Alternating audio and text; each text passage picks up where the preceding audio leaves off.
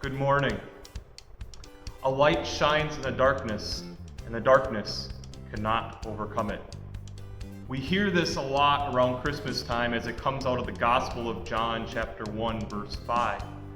And yet we experience this every single morning. Every morning, whether it's cloudy or days like today where the sun is trying to peek through, we experience the sun, the light, peeking through day after day. Here at First Lutheran, we are looking to potentially capitalize on this promise that God has given to us and continues to show us day after day. Now, you may know me as the Director of Youth and Family Ministry here at First Lutheran, but many moons ago, I worked as a solar educator for a solar company, and we had talked about this quite consistently. So come along with me and we'll talk a little bit more about what this project really means. So with being a church with beautiful stained glass windows like we saw in the sanctuary, we understand and recognize the power of what that light can do in our sanctuary, whether we are having light or not having light. But one of the things that we don't often think about is we can easily still tell the difference between night and day.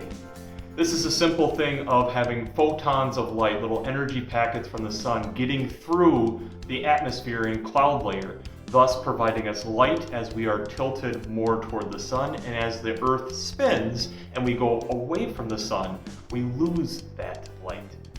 I'll pop up a graph right here. This is actually my father's solar project, which isn't that far away, a couple hours away in Wisconsin. But as you can see, there's this natural bell curve that we have, where yes, we get more light and more energy in the summer, and yes, you get less in the winter. But it's the remembrance of it's a gift that we're just given. It's the question of, are we actually going to utilize and use this gift? An interesting comparison for that is that Germany is one of the worldwide leaders in solar usage. When you compare Germany's solar resource compared to what we have here in Minnesota, you find that here in Minnesota we have a much better solar resource. In fact, we have 92% of the solar resource of Florida, which gives us another reason on why we should be looking at this and thinking about it. One additional thing that people might be thinking about is, what about that white stuff that flies through the air and it covers the ground and everything it touches for upwards of 6 months of the year? Well, the beautiful thing is that we're looking at putting the solar panels on the south-facing side of the roof, where the sun would be directly hitting them. And as you can see, it's a pretty steep pitch. So the beautiful thing is that white stuff will slowly come off the panels, so we don't have to necessarily worry about that as much as they warm up, thus getting more and more of that solar resource. And especially at the pitch that they're at, getting more as that low-lying sun that we can definitely get in the winter. But this all comes back to, what about us with our faith? We talk about how we want to be a beacon church within our mission statement and be an example for others. This is an easy way for us to take that step forward. But it's not only for us right now, and it's not only about the energy savings and the bill savings that we'll get from it, but it's also making a statement for future generations. I would hope that this would be the first step of many steps to reducing our carbon footprint and to make it so it lasts for future generations.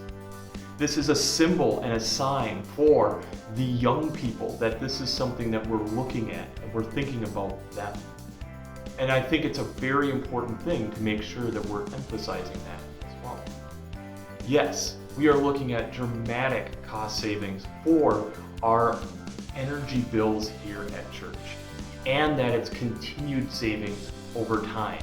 As you can see, again, this is my dad's system, which is about 1/4 of the size of what we're looking at here, but you can see the consistent cost savings just by the consistent energy production.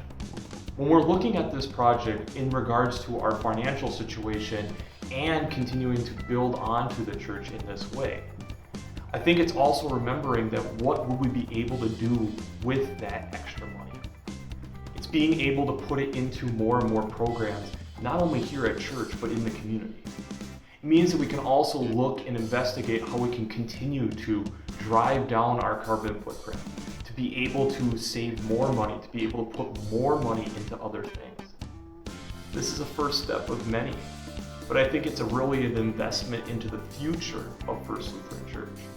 And I think when you think about it that way, it makes it much easier for us to be realizing how important and impactful our giving is here at First Lutheran, not only to our budgetary and typical things of that way, but also special projects such as this for the long-term future and sustainability of First Lutheran Church.